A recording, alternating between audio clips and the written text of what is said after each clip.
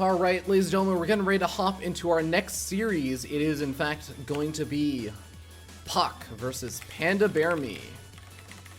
And this is going to still be a best of 3 since it is not the qualifying match. But both these guys, I think, are very, very solid players. Most people already know puCK. We just saw puCK. So I hope you at least know a little bit about him. PandaBearMe, one of the players that I just oftentimes hear a lot of, he's good. I knew he was good. I just didn't know he was that good. I hear a lot of that because PandaBearMe, it's about time that we stop saying that PandaBearMe is like an up-and-coming, like about to break out player. But he's actually just a really, really good player. He's actually just one of the best North American players out there right now, and definitely top 10 or so for sure. So I think it's time that we stop treating him like he's an up-and-comer and say, he has a pretty decent shot versus puCK. I think that puCK is still a little bit favored just because I think puCK is in contention with Neve as like one of the best Protoss players. And maybe I get a little bit of disagreement on that. I know that some people just say like, no, Neve is the best Protoss player. Just look at his results and everything. I think that puCK has taken some very, very good games. Still oftentimes combating with himself a little bit in terms of getting results. But I think that he is very much capable of it. So we're waiting to see how things are going to go. Waiting for the invites whenever they finish up map vetoes and whatnot. Let me actually just make sure I keep my eyes on PandaBearMe. Invite to series when it starts. I want to thank everyone who's actually been tuning in though. Why does Nightbot say it's Masa versus Neeb still? Oh, Nightbot, you're so silly. But yeah, so I messaged PandaBearMe. Should be guaranteed an invite. I want to thank you guys again. I was saying before. Thank you also so much for tuning in. North American Qualifier, I think it's happening much earlier on than we normally ever see it. Starting at 9 a.m. Pacific. Normally these things start at like 3 p.m. or like 4 p.m. Pacific. Fairly late on. All of the European audience is asleep, but this time we have the European audience awake, and it's very much showing in terms of a pretty decent amount of viewers. Like almost, we've been hitting like close to 4K or like hit 4K once or twice. So big thank you to you guys. I've definitely enjoyed casting a lot of these series, and hopefully you guys are enjoying the games. I know that I'm not always the best commentator or like the most knowledgeable commentator. I'm trying not to step too far out of my own knowledge zone, so I'm not saying things that are just totally off or wrong. If you do catch those, feel free to message them to me because that's the best way I can learn. Please don't spam them in the chat because that's not the best way to learn. I can't read the chat while watching the game a lot of the time. I'm not like as good. I'm not as multitask oriented as Rifkin and Zombie Grub. I'm really, really bad at it. In case it hadn't become clear through like the lack of sub shoutouts I've been doing a lot of the time for all the resubs and everything. But yeah, of course, I do recommend you guys also, one thing that I don't think gets talked about enough is you guys can check out the players. Obviously, Neve already qualified at OnFireNeve. If you're not following him on Twitter, you really should. He's freaking awesome. Of course, Masa, currently sitting in that the losers finals right now in potentially the next qualifying match. Well, not potentially, it is the next qualifying match. And you can follow him at Elevate Masa. PandaBearMe is at PandaBearMe SC2, I think. And puCK is at puCK SC2. So do check him out. Those are the top 4 at least. There were a couple others. Juggernaut Jason, which I think is at... Oh man, Juggernaut Jason, I actually don't remember. Jason? He's at Juggernaut. He's at Juggernaut SC2. And Peely at Peely96. Aw, Peely. So nice. Inviting everyone to the lobby. Alright, but it is time. We're getting started with this next series. As I think we're just waiting for players to get ready. But taking a look. PandaBearMe versus puCK. Let's do this. We do have a player photo. He's one of the few players I have a player photo for who actually has the rights. He took this photo himself. But he's going to be facing off versus puCK. PandaBearMe has managed to win a little bit in prize money at least. Not a ton just yet. But he is a player that is fairly adaptive, can play a fairly decent multitude of styles. In terms of match history, my music is ending much earlier than I thought it would. We'll just subtly start playing it again, pretend like it didn't stop. But in terms of match history, these two players have played each other a decent number of times. It goes back to 2015 in terms of our match history. And PandaBearMe doesn't exactly have the best record of versus puCK, but I will say they played in February. That was the last time that they actually ended up playing. They played twice, and PandaBearMe managed to beat puCK 2-0 in, it looks like, the WCS Circuit Championship for the Winter NA qualifiers. So that's pretty cool. I think that we're finally ready to get started. So ladies and gentlemen, we're hopping into it. Dust Towers is going to be the first map. As I buy time and just like try and wait for. Oh god. Okay, we're still waiting on an observer. All right, I'm just gonna put the music back on. I tried to make it hype. I tried to like play specific soundtrack music to like hype things up while we did like the pregame coverage and do the awesome production, but no, I just can't do it when I don't know when the game's gonna start. That's the problem. It's hard to do that and also run map intros, because if you don't run map intros, like, okay, the game is actually started, like the countdown timer has started, cool, we'll do all that other stuff. If there's also a map intro, it's nigh impossible to read. It's impossible. All right, we are getting started, ladies and gentlemen. Dust Towers, game number 1. For our last best of 3 of the night, since we do have a best of 5 for the qualifying match. We'll see you guys on Dust Towers.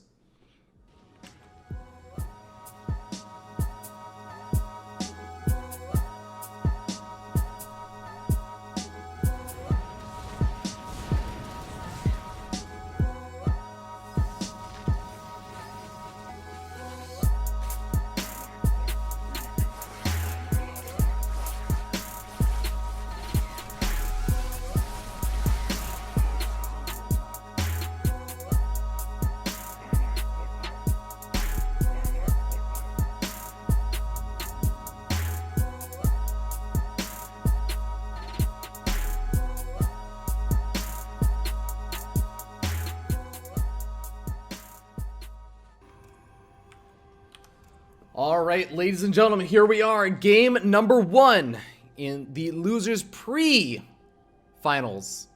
Losers semifinals, I guess we're just gonna call it losers semifinals. Spawning up here in the top right-hand corner of the map, the red Protoss player. Give it up for puCK. And his opponent spun down here in the bottom left-hand corner of the map, the blue Zerg player. Give it up for PandaBearMe. Both these players slightly teamless, and both these players not entirely teamless.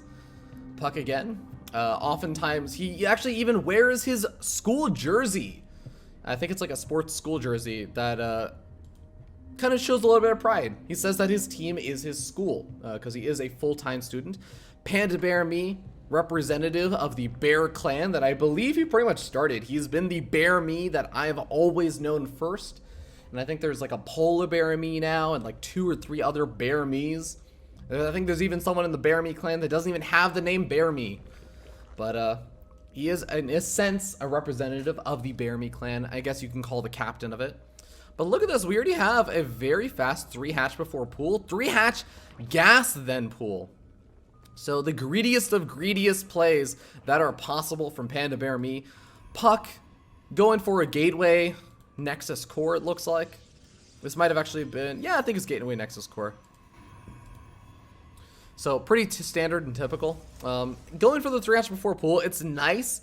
And even getting up the gas geyser, it is a nice win to be able to get away with that. But it definitely doesn't secure you some sort of like major advantageous position as far as I'm aware. It gives you a small little lead. It makes it a bit easier, for example, especially with the earlier gas guys, to deal with adept pressure. Just because, hey, you got out the 3 hatch, so you're going to have, you know, 3 different locations with good creep spreads. That makes it easier for the queens to move around. But you're also going to have faster Zergling speed. You're going to have a better economy to boot. So you can get out those units a little bit faster to deal with later pressure. But it's all the small things that really do work out. And I like puCK's reaction. He says, well, if you're going to play greedy, I'm also just going to play a little bit greedy. It's Dust Towers. I can get out really, really fast third expansions off of just a one gateway and a cybernetics core. I don't even need tech behind this. I don't need additional gateways yet. And there's not a whole lot that I think PandaBearMe can do unless he tried to do some sort of weird fake out third mass speedlings and go for a cancel. That'd have to be like an anticipation of the fast third from puCK at this point, and it's not going to happen. We're seeing drones being made. No sense in, I guess, speculating on the builds that aren't happening. We'll focus on the ones that are, and the ones that PandaBearMe actually sees is going to be the Twilight Council coming down. So, with the third expansion also being scouted out, PandaBearMe has not scouted out the third just yet. It's just barely skirted around it, in fact. But once he does see that third, he's going to know, okay, this isn't going to be some giant adept all-in. There might be some resonating glaives being researched, as we do see that. But there aren't some crazy number of gateways, going up to like 7-8 gateways coming down. It's, for the most part, going to be a 3-base play, getting up resonating glaives to maybe put on some 4-gate or 3-gate aggression. And behind it, he's going to be teching up, getting up Robotic Facility, getting up Immortals, maybe even getting up the Archons later on, etc. A couple of those Zerglings are going to move around and definitely get a scout out on the third, but also get an idea of, hey, okay, you got some of those sentries out, you got a nice little wall in. Everything's looking okay, and everything's looking like you're trying to play a little bit greedy too. We're both content to play a little bit greedy. PandaBearMe is saying, well, if you're taking a fast third, I'm going to take a fast fourth. We'll see if puCK responds in turn. I think it's a little bit less likely. Fourth expansions, yeah, they can come down relatively fast on this map, but it's still not something you generally end up seeing before like the 6 or 7 minute mark for a Protoss player. You do want to probe up a little bit so you can actually make use of your expansions before really trying to grab a fourth. Well, but it's been a pretty passive game so far. It's pretty much just been pure scouting out of both of these players. No real attempts at pressure. I think the first bit of pressure is going to come from this Warp Prism with the Adepts. Resonating Glaives is going to be finishing up right around the same time that this Warp Prism comes out. And those Gateways are going to be finishing up at the same time that Warp Gate is now finished up. So he's going to be able to warp in a couple of Adepts, load him into the Warp Prism, move across the map, and try and keep PandaBearMe a little bit honest. Unfortunately, PandaBearMe has not been super honest. Well, I guess he's only sitting on 56 workers, which all things considered with how fast his fourth is, with his 3 hatch before pool and everything else going on, it's not the most ridiculous drone count. In fact, puCK is leading up in the worker count. But what I will say is he's able to get up +1 melee attacks. He's able to start up his Baneling Nest, which he should have in time, I think. Not necessarily for the first round of Adepts coming in, but he should have Banelings available in case there's some sort of big Adept follow-up on the ground that accompanied that Warp Prism.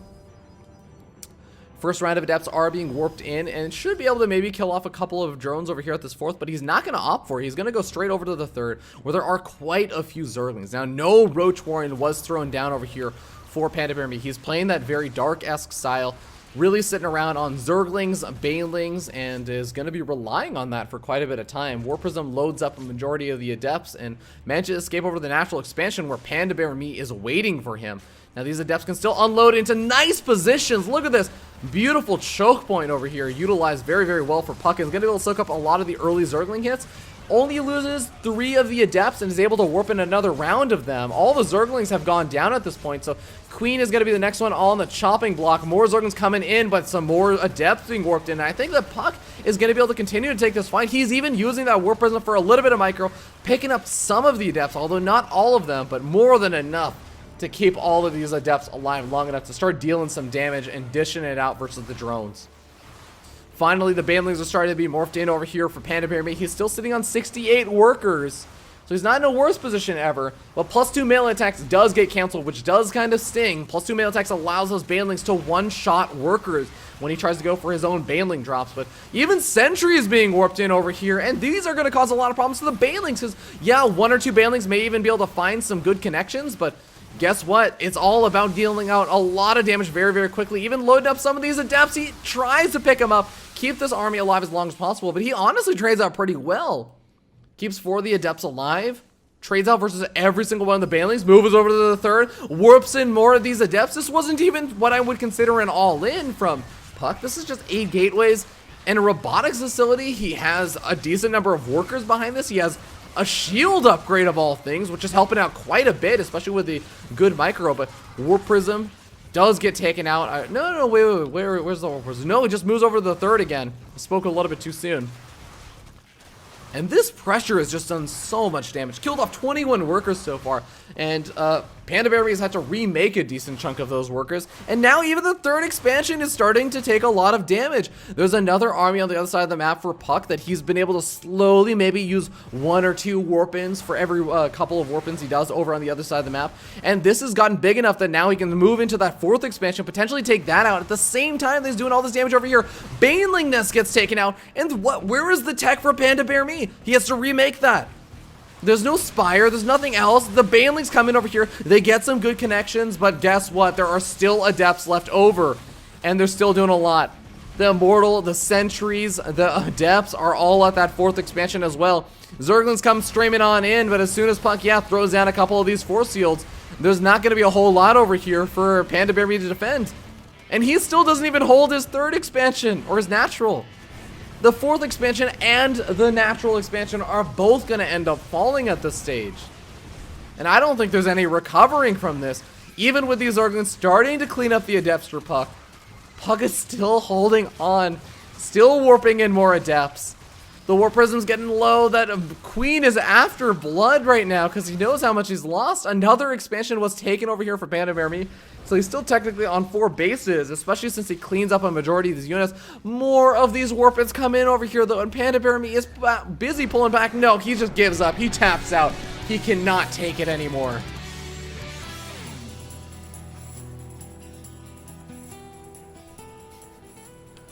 The aggression that starts, I think, sometime around like the 6-minute mark and doesn't end for a full 4 minutes. Just continuous warp-ins. And even just the ability to warp in a handful of units slowly but surely over a period of time on the other side of the map and move them across the map to go for the kill. It was really, really well done by puCK. And that is going to secure him a 1-0 lead in this best of 3 series. 1 game away from facing off versus Masa. Oh boy. But alright, ladies and gentlemen, while we get ready to hop into the next game and wait for the invite, we're going to hop to a short break. It should be a fairly short one, and I'll see. Alright, ladies and gentlemen, here we are in game number 2 with this player up here in the top left-hand corner of the map leading up this series. 1-0, 1 game away from moving on to that qualifying match that he so desperately wants to.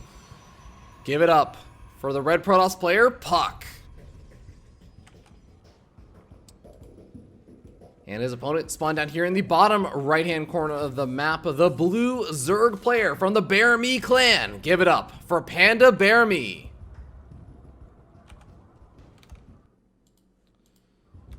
Alright, so this game has already gotten underway a little bit, as we did have not a 3 hatch before pool, as PandaBearMe has so boldly been going for in the previous series.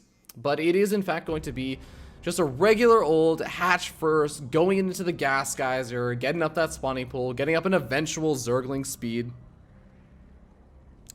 Nothing too crazy. In the meanwhile, we do have puCK getting up his own natural expansion, going for a little bit of a wall off at that ramp, but sending that Adept straight across the map, looking for an opportunity to get a little bit of damage done. And I'm kind of curious, where exactly does puCK take this? In that last game, that Adept pressure, again, I really don't think that that was an all-in by any means. And I don't know if I would hate it too much if he just did something similar again. PandaBearMe definitely played it out a little bit greedy in that last game, but I don't think he played it out so ridiculously greedy that he should have been punished that hard. I think it was, a lot of it was maybe just the Baneling Nest coming out a little bit on the later side, so not quite having it for that first round, but I don't know. It's really hard. I guess a lot of it does come down to the control and not being able to take out that Warp Prism on time. That darting back and forth between the main and the third. And guess what? This is another prime map for something like that. You dart back between this third expansion and the main base. It's actually even easier than it was on Dust Towers. Although it is a little bit easier for the Zerg player to go around that kind of horseshoe to make it between the third expansion and the main base. Well, for now, we do have pretty similar opening coming out from puCK. Warp Prism coming out. We got a couple of these Adepts. We have the Robotic Facility that was, as I mentioned before, already making that Warp Prism. And we only have 3 Warp Gates. Probably going to be looking for, yep, a fairly fast third expansion. I think this third expansion a little bit slower than the last game, but I mean, hey, your opponent didn't go for a 3-hatch before pull this game. There's no need to play it overly aggressive. Photon Overcharge plus a Sentry warped in at the ramp, going to be more than enough to deal with the Zerglings from running on into the main base and causing all sorts of havoc. But the Warp Prism and the Adepts have been scouted out, so PandaBearMe is very much aware of this. I think the Zerglings may have caught a little bit of wind of this, but they are not going to be sitting in the defensive posture. They're moving across the map. He does have... Where is it? Drop Overlord in the top right, so not in the bottom left. But the Adepts are going to cause a little bit of problems over here. There has to be some sort of response to this. PandaBearMe also not focus firing down the Warp Prism until just now. Goes for one shot, but he's going to end up losing this Queen almost assuredly if there's focus fire. Doesn't end up doing so, as he just goes after some of those Zerglings. And puCK, I really do feel like can really put the pressure on. There's no drop that's happening in the main base right now, because PandaBearMe is realizing he needs every single unit he has back at home. 34 Zerglings are about to pop out. The Warp Prism is much, much lower on health than it was in any of the previous games. 2 Queens coming on in. They're right-clicking down that Warp Prism. They're going to be able to focus fire it down, or at least push it back. The Adepts taking a lot of damage, and these Queens are still out for blood. That means that this push-in is going to completely end. At the same time, a big Zergling run by moves in the main base, also drops in the main base and the natural. And PandaBearMe is doing some good damage on both fronts, but I would really say that he doesn't do quite as much as he wants to. You can see in terms of workers killed, PandaBearMe kills 6 workers. That's it. puCK is still sitting at 42. And I think he's still got to defend the third expansion. So it's not over just yet, but he's got a nice choke point to make sure that these units don't just run straight into the natural. I think that puCK has a pretty decent chance of being able to defend here. Couple more rounds of Adept warp-ins. You can see that PandaBearMe is already trying to drone up a little bit and get up maybe some Banelings to do some counter damage. I like this play. Because you think about puCK's army, it's almost entirely Adepts. There's like a couple of sentries, 3 sentries, and really, what is there going to be anti-air besides just the sentries and Photon Overcharge? Which, by the way, I don't think there are any Photon Overcharges available anymore. Yeah, there's 0 Photon Overcharges available with 38 energy. Here comes in the Banelings, and also we have the Banelings moving into the main base and the natural. A move out over here from puCK. Is he going to realize this? Does he spot this? He doesn't realize it. The Zerglings and the Banelings all dropping now, doing tons of damage, and now moving to the main base as well. I think that's where the reaction was. That's where puCK's attention was focused on. A PandaBearMe able to secure nearly a double worker supply lead, and still has that third expansion, establishing that fourth expansion. And he brings back what looked to be a sort of scary situation in the game for him. Burrows coming out from PandaBearMe. I really like this play. This is a really, really cute play. Just because if you have a big attack across the map and you're worried about losing workers to the big Adept sacrifice, you know, gun down as many workers as possible, you can just burrow your workers, and that'll be okay. You can also potentially get some nice burrowed Baneling hits if you really want to, or heck, even just burrowing these Zerglings at the top of the ramp, getting a full surround guaranteed. Oh, these Banelings in a very, very forward position. I think a lot of them might end up getting taken out by these Adepts, but oh, big force field wall in, and this means that it doesn't matter if they get taken out before or after the Banelings actually morph in. In fact, I am sort of surprised that he doesn't just cancel a lot of those Banelings. Unfortunately, he's going to end up losing every single one of them, and that leaves PandaBearMe with not a lot of hope left over. He has 3 more Banelings being morphed in, but what are 3 Banelings going to be able to do against this? He's going to need to get a Baneling hit on every single one of the sentries to maybe stand a chance, and also at least half of the Adepts. Well, here we go. Best shot that he's got is right now. The force fields are pretty good, though, and he focus fires down any of the Banelings that are there. More Banelings come streaming on in. Some decent force fields come up a little bit on the late side, and puCK's army a bit worse for the wear, but definitely not as bad as I thought it would be. puCK is doing a lot of damage over here, and I think it's going to be enough. I was thinking that PandaBearMe had such a ridiculous worker advantage that he was going to be able to monopolize on that, but puCK pushes across the map, uses some really good force fields, and just some good army engagements, is able to do a pretty decent job. Oh, Baneling sacrifices themselves on the Stalkers rather than the rest of the army. Not the best trades, but it seems like it just may barely be enough. puCK still had to do a little bit more work. He does still have some of these Adepts alive. So the push-in isn't done just yet, and he's been probing up behind this. He's been getting up that third. His main base is getting close to mining out, so he can transfer. Warp Prism comes in the mix. Not only is this going to be nice for the close warp-ins, but it's also going to be nice for that good old micro that he so very much loves. +2 missile or melee attacks is also done for these Zerglings though. So it's not just the Zerglings, it's the Banelings that are going to be benefiting from that. Being able to do a lot more damage, especially to those Adepts. puCK has still got to do a little bit more damage to keep PandaBearMe still honest. He does have a lair tech up. So if puCK just lets PandaBearMe get away with what he has right now and tries to play it out from here, I really do feel like PandaBearMe is going to kind of spiral out of control with the economy, with the lead that he's built up. puCK is very close to evening this up, but being able to kill off a third, being able to force out more units while not even committing, just forcing out more Zerglings and Banelings from going into tech and being able to get out of here. I almost wouldn't really hate it. Oh, we do have a big Zergling run by as a drop coming in to the natural expansion once again. Gonna keep puCK occupied for a little bit as he warps in a couple of Adepts. But I wouldn't hate if this Mothership Core wasn't back over here ready to foot an overcharge, if he just left a warp in or two available and kept this with this army, because being able to recall out of a bad position over here could be the difference between life and death in this game. But I mean, that is the way that you play things out. You play it a little bit riskier.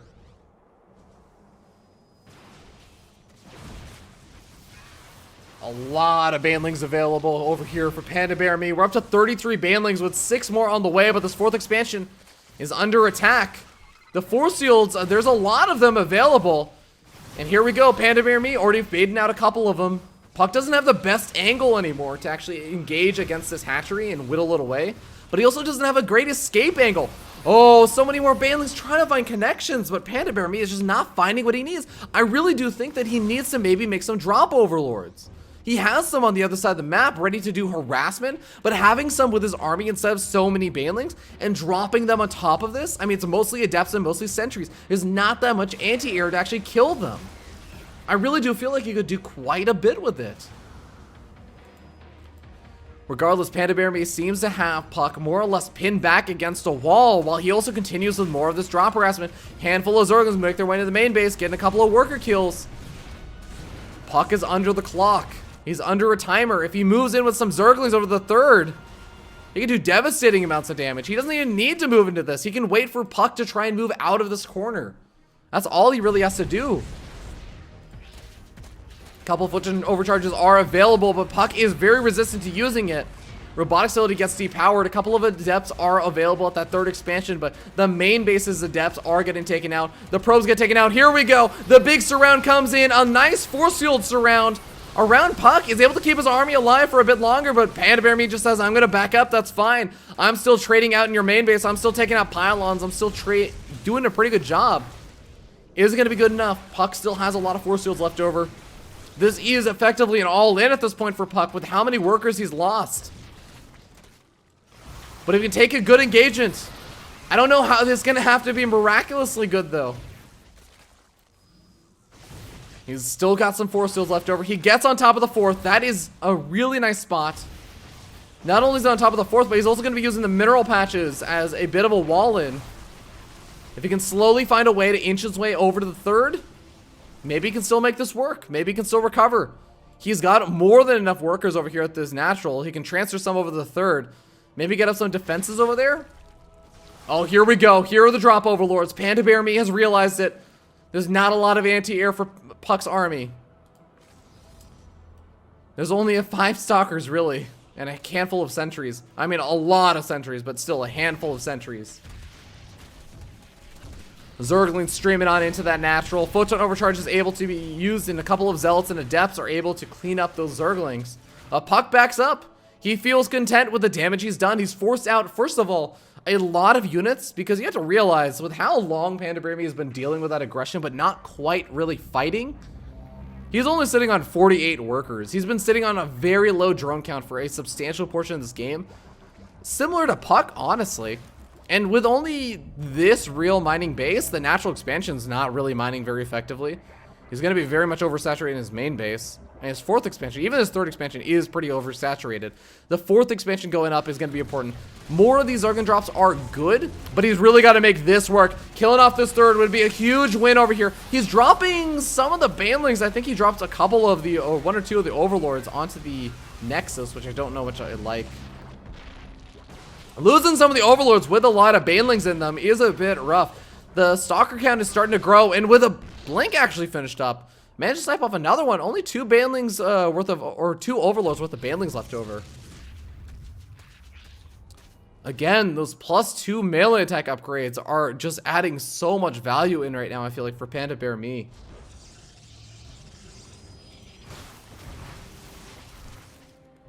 Oh. Sentry's moving out across the map again. puCK has lost his 3rd. He's still got so many sentries. And there's not that many drop Overlords left over. There's only 2 of them. I mean, he has 7 total. But those 7 are not with his army right now. And puCK, he snipes off one of them. More of these Banelings are being loaded up into the Overlords. But with some good control, with some good force fields, puCK zones out a majority of the ground force. He's getting on top of the 3rd. Even if the drop Overlords move over his army right now, puCK has room to move back, and he's not going to have to worry about a big surround. More force fields being thrown down. The systematic force fields. puCK is doing this. He has to be careful. Here coming the Baneling drops. They're dropping a lot of the units, but the sentry splits are good. It's just that he doesn't have enough adepts available anymore. And puCK is going to get cleaned up on the ground. As good as the splits were, I think that's just going to be a little bit too much. PandaBearMe cleans up. He takes a 50 supply lead. He still secured the defending position, the offensive position, over by puCK's 3rd expansion. puCK doesn't have an economy anymore. He can't afford to reproduce the army. He didn't kill off the 3rd either. He's coming back in with a couple of zealots. He's hoping for a kill, but the 4th expansion is here as well. Even if he manages to kill half of the workers over here, PandaBearMe is still sitting in a much better economic position than puCK. puCK doesn't even, I don't think he has an observer out to kill off the burrowed Zergling that's sitting over here to secure a 3rd. I think PandaBearMe has played a very, very weird and scrappy game on pure Ling Bane with some superior upgrades, but I think he's been able to do it. I think he's been able to take this. I don't see a way that he can bring it back. Even Burrow Zerglings over here, the probe's gonna come over here and realize, nuts. Nuts. Zealots are gonna be able to focus fire down the hatchery. That's a win. Loses one of the Zealots. It's like 1/14 of his standing force. 1/6 of his Zealots. Not an ideal spot. And puCK forced to take the bottom left-hand expansion with a couple of Archons and Zealots. More Overlord drops in the main base. This is where a majority of the probes are right now as well. A handful of them are transferring from the natural down to the 3rd in the bottom left, but oh, there's nothing here. Photon overcharge, yeah, good luck with that. Might even end up losing a cybernetic score. Oh, and that's gonna cut down to the sentry production. I guess he can still continue to make Archons. That's a bright side. Templar Archives is secure behind those series of pylons and a couple of those units. But I think that puCK is more than PandaBearMe is more than willing to just sacrifice a couple of Zerglings to kill off the pylons and the tech. 14 Banelings being morphed in, all going inside the Overlords. I think all of the Overlords are going to have to clump up against 4 or 5 of the Overlords. Or sorry, against 4 or 5 of the Archons for puCK to really bring this back. Alright, Pylons losing to the giant flood of Zerglings at this point. An Archon going to be able to be taken out before it really does anything. And the natural expansion is completely lost. 4 Archons going to be able to soak up a lot of Baneling hits, but I mean, there are a lot of Banelings to give hits. And I think at this point, puCK must just, really he's just kind of focusing and saying like, okay, what do I do in the next game? I think this is just a moment of reflection. GG gets called. PandaBearMe eventually ends up being victorious in game number 2, tying up the series 1-1.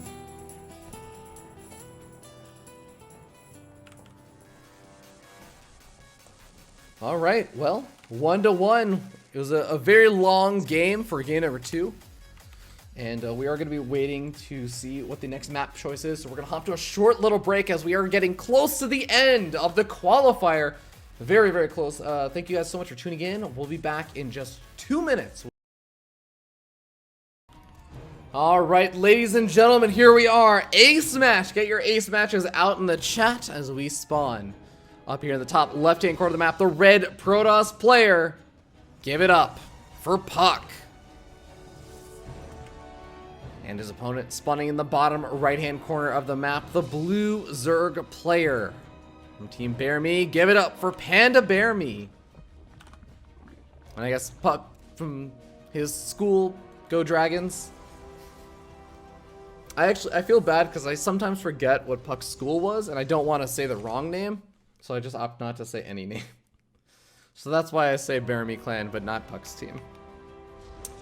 But either way, both of those teams, not real official super esportsy teams, but still cool.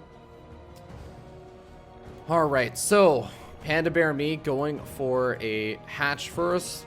Hatch to gas pool. A little bit more standard. As we saw in that last game, similar kind of opening. Very different from the first game we saw, though, where he did go for that 3-hatch before pool, 3-hatch gas before pool. Really, really showing extra levels of greed. But not really feeling comfortable about doing that again. Even on a map like Frost, where you could potentially get those cross spawn positions, in this situation, you're not really sure. My opponent could still spawn with the, like, vertical. I don't think that horizontal is a spawn on this map anymore. It's actually been a little bit, so do forgive me. I am not totally familiar with that. I don't get the 2 maps I don't really get too often when I ladder are Frost and King Sejong Station. Interestingly enough, so maybe someone in the chat can let everyone know. But regardless, still gonna play a little bit more on the defensive position. I know that you can spawn vertical for sure, so maybe PandaBearMe didn't want to go too greedy with the 3-hatch on a map where he could potentially spawn a little bit too close to his opponent with a possibility of a big adept all-in. In this game, though, we do see resonating glaives coming out fairly early on. Being Corsair boosted out, we do have a robotic facility potentially to get out that warp prism, and this could lead into a big adept pressure off of 2 or 3, or sorry, not 2 gateways, but 3 or 4 gateways. Maybe even potentially going to go up to 7 if he really wants to make it a true official all-in. But where does PandaBearMe take this? He's definitely been playing this out in his PvZs lately. PandaBearMe has been playing his ZvPs out with the Ling Baneling style. Very, very heavy Zergling Baneling. And really delaying a lot of the lair tech for quite a bit as well. Not really opting to go for Mutalisks or Corruptors like some Zerg players like to do. Really just content on sitting and saying, hey, you know what? No, I'm very okay with just getting straight up Ling Bane. Just lots of Ling Bane for a very long time in the game. I'm going to end the game almost on Ling Bane a lot of the time. And it's sometimes worked for him. He's definitely taken some games off of some fairly solid players with just that pure Ling Bane style. But we'll see how it goes. It's been hit or miss. Quite literally hit or miss on the adepts and using banelings on the adepts, especially the adept pressures. And you saw on game number 1 for Dust Towers, or in case you didn't see it, puCK just absolutely tore through PandaBearMe by moving between that natural and the 3rd expansion over and over and over again on Dust Towers, and was able to really pick PandaBearMe apart. And I feel like this is going to be another map for it, where look at that long distance that the ground units have to travel to make it between the 3rd expansion and the main base. And this could be a nice little spot for puCK to put on that abuse, to put on that pressure. Now, I believe the adepts as well as the warp prism should have gotten scouted out over there for PandaBearMe. So he's already making a couple of these banelings already a little bit further ahead than he was in that game on Dust Towers, having the banelings out by the time the adepts push in. But how good of a job is puCK going to be able to do over here? He moves in. He might even be able to get snipe off on a baneling or two, because there is no special speeder upgrade or anything on these banelings. Banelings get some decent-ish hits. With the queens in the mix, it looks like it's going to force a full pickup. puCK having to retreat on out, but he does at least get rid of all of the banelings now. So PandaBearMe has to remake those banelings. He doesn't have any on the way. He does have a couple of overlords, drop overlords, getting ready to move some units into the main base, into the natural once again. Looking a lot like Frozen Temple. But in this game, puCK is not able to do that drop harassment that he's been trying to do in some of the previous games. Some of these Zerglings are available. +1 melee attacks is going to be nice, I suppose. The thing is, it doesn't really help with the drop harassment. If you have +2 melee attacks, then boom, suddenly your banelings are one-shotting workers. If you only have +1 melee attacks, it's not really making a difference. Of course, I mean, it does help out if you just have pure Zerglings, I guess. Killing off your opponent's workers reduces the number of hits ever so slightly that you need. I think, what is it? I'm not going to try and do math on stream. War Prism still just unable to do any damage. And part of it is just because PandaBearMe started making a lot more Zerglings earlier on. So you can see he was sitting on a lower drone count, I think, than some of the previous games. And is only now, after saying, okay, I've done a really good job of defending against this War Prism harassment. And now he's starting to drone up a little bit, getting up to about 59 drones. But now we end up seeing, even though there's a big flood of Zerglings following it up, he's got to deal with this War Prism, which has snuck its way into his main base. Looks like the Overlord is trying to drop a couple of these units. The Banelings are not able to find the connections that they want to. A couple of more of these Zerglings and Banelings are coming in over here. Baneling's able to get into a good position. Photon Overcharge does go down and takes out one of the Banelings. But not a whole lot able to follow it up. puCK in the meanwhile a bit distracted, so not able to unload his Adepts, not able to warp in additional ones. We do have Psystorm coming up behind all this. And just going to be waiting for that big Adept warp in inside the main base of PandaBearMe. His army, I think, should be fairly out of position at this point. As here we go. Adepts actually don't warp into the main base. Well, a couple of them just stay over there. And he decides to go over to the third expansion, able to kill off or get very, very low on that Queen health. The main base gets cleaned up once again. The Queen survives and the Warp Prism is pushed back. PandaBearMe doing a much better job than he ever has in any of these previous games, or I should say the previous two games, of just dealing with that harassment.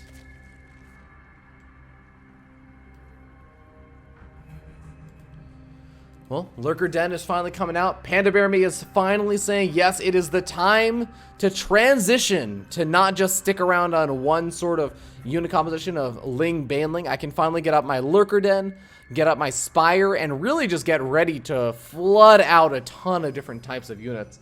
Getting out a couple of Hydras out is to deal with any sort of impending gateway attack is going to be really nice.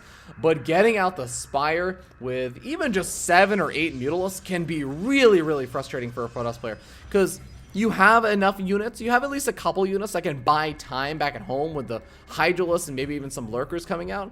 And then having 7 or so Mutalisks to just move across the map and harass the worker lines, deny third expansion or fourth expansion, or sorry, not third expansion, but a fourth expansion from going up, can be really, really effective. And force a reaction out of Protoss to sit back much longer than they would like to, and force them to get up the Stargate. Because if they don't get up the Stargate, then the other option is I have to all in right now before these Mutalisks count gets a little bit too far out of control.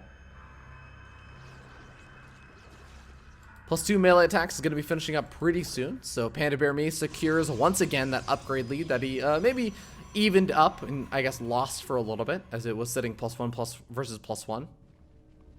But a shield upgrade coming out from puCK once again. I love that puCK is doing this. puCK is going for these shield upgrades, and it's so nice because the Adepts are fairly shield heavy, the Archons are obviously very shield heavy. Shield upgrades count multiple times in a game if you keep the unit alive. Armor upgrades do not. You do not get back that health. I'm just a huge, huge fan of these shield upgrades, especially in the later stages. Sort of interesting he doesn't go for a +2 weapons upgrade, though. That is definitely the more common upgrade. Because I understand not going like for just straight up a +1 armor as Protoss and going for shields, but +2 weapons I think is pretty important. Regardless, puCK would definitely know a little bit better than I would. Here he comes with all of the Adepts shading on in, trying to get a bit of scouting vision, and at the same time we do have a lot of Banelings moving in, killing off a decent chunk of the workers. We're down to 55 workers. Couple of photon cannons are going to be available. There's a nice little area over here now that that photon cannon has been taken out. That PandaBearMe can do some damage. Running straight past the Immortal, maybe not paying entirely that much attention, but still should be able to get a kill off on this photon cannon in the natural and force a warp in back there as well. Now Storm is finished up, and that's going to deal a lot of damage to these Zerglings. puCK is holding on. He's holding on strong, but lost a lot of workers throughout the course of this game. PandaBearMe trying to take a 5th expansion. The 5th expansion is where it gets really weird on this map, where you get really far away from your other expansions, and it gets kind of harder to defend. Adepts at the Warp Prism do get taken out, so that kills off some of the reinforcements, but look at all of these lurkers. This is a massive number of lurkers.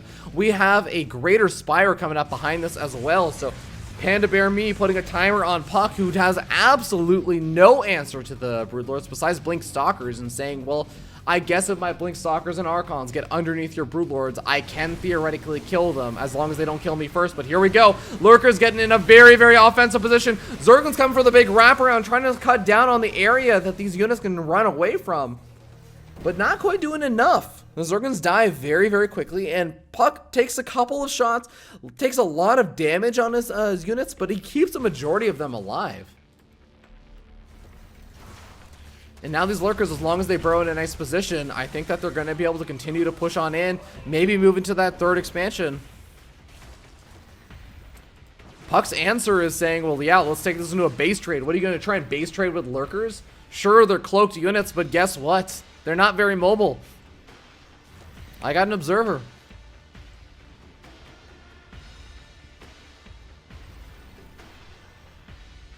Very tense standoff as a bit of a blink forward, not a huge one. Gonna be able to at least do a bit of damage to those lurkers, but both these players have to back up. puCK has been able to replenish whatever workers he's lost as he's sitting back up 62 workers, going up to 63 or 64-ish workers. Now being able to take out that 5th expansion is definitely going to be a very, very nice win. And I don't think there's a lot that PandaBearMe can do about it. There's a lot of High Templars that are a bit vulnerable over here.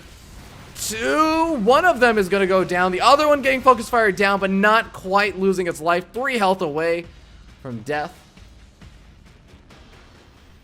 And PandaBearMe, I guess the one thing he can do to secure that and save that 5th expansion is just force army engagements and keep puCK on the defensive.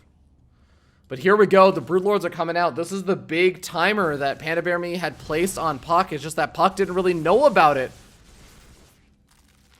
And I don't think he can afford to dilly-dally any longer. 5 more Broodlords are going to be on the way.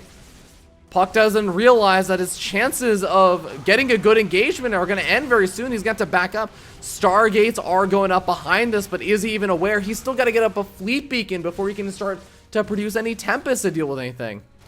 A couple of Adepts do make their way, or try to make their way into the main base, and do they end up scouting out the Greater Spire? I don't think they do. No, the Greater Spire goes undetected.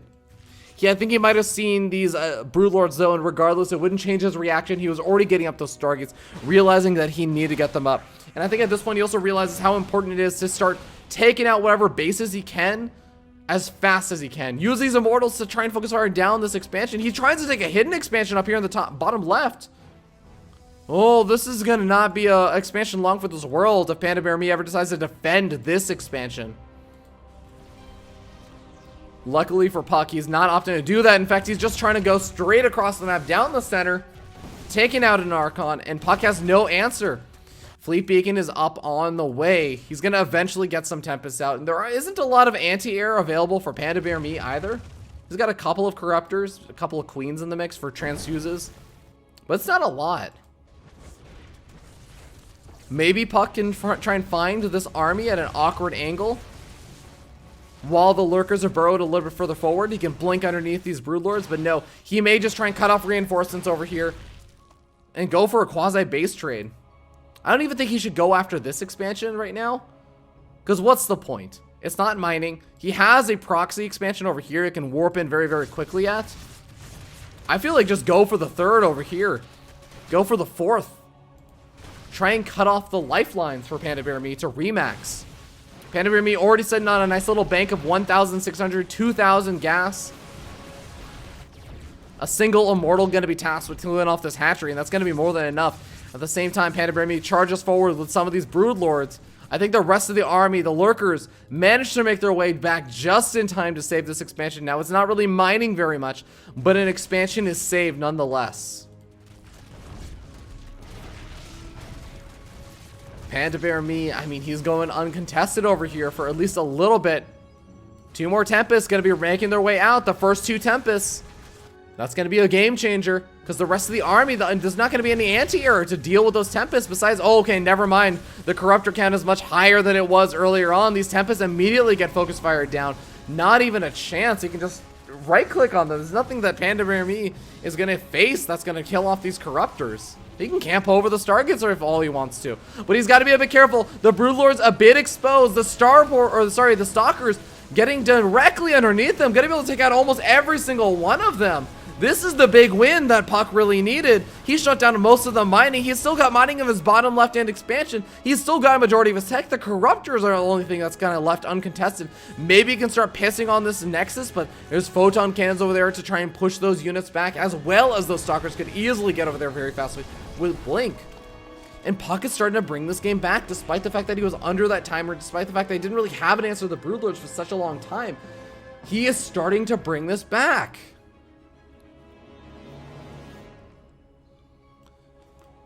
Oh boy, well, we're sitting at a point where I'll bring up some of those upgrades, as we do have an upgrade lead for PandaBearMe in terms of those melee attack upgrades.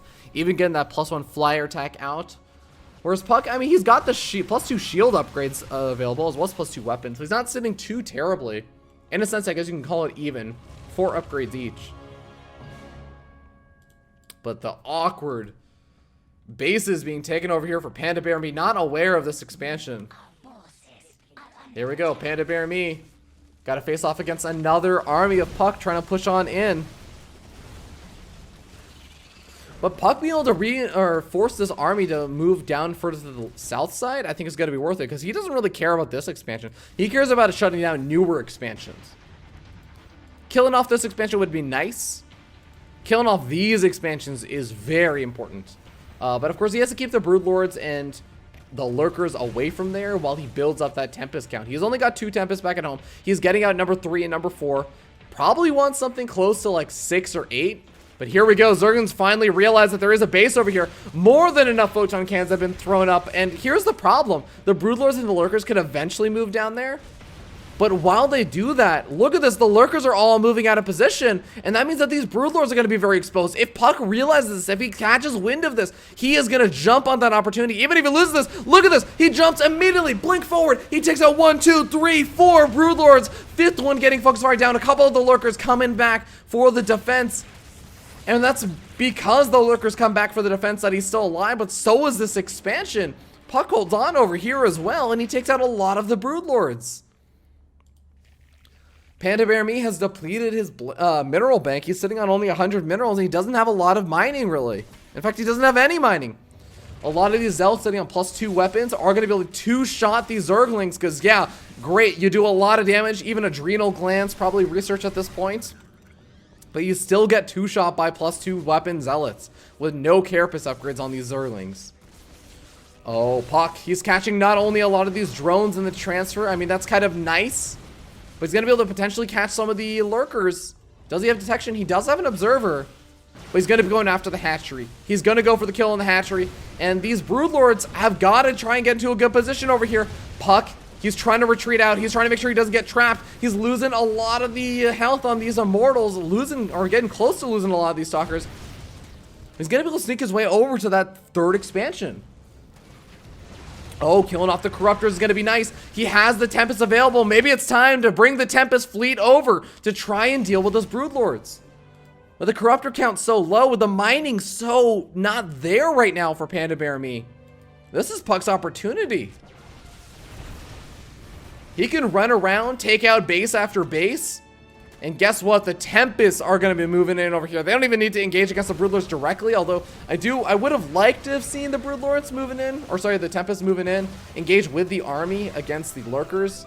But here we go. Tempest going to be able to eventually kill off a base.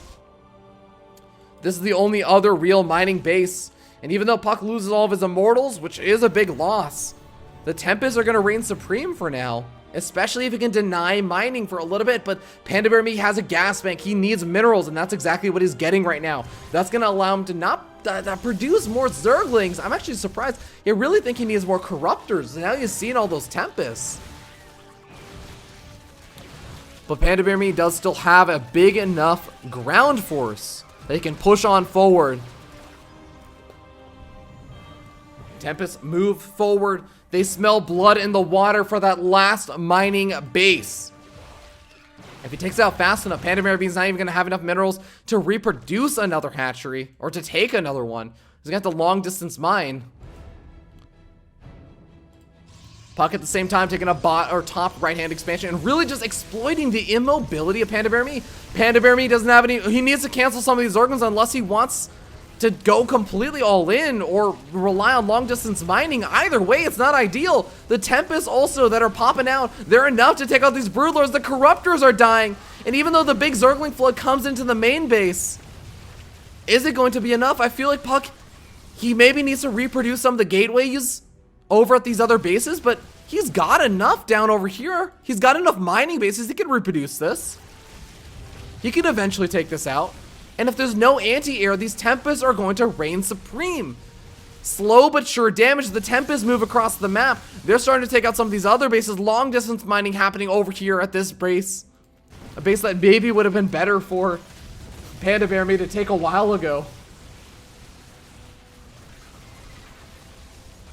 Oh boy.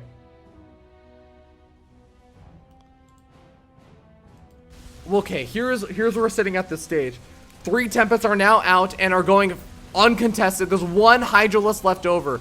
And puCK is going to kill off every single one of these Broodlords. After that, it's just a matter of getting detection for the lurkers. GG gets called! puCK advances on after a hard-fought series to the grand finals, the losers finals, I should say, and that qualifying match. Well, damn, ladies and gentlemen, after a 23-minute game, puCK manages to win and goes on to face off versus Masa. I need to use the restroom. I am starving right now, but we are not done. We still have one more qualifying match between 2 of the best players in North America, puCK and Masa.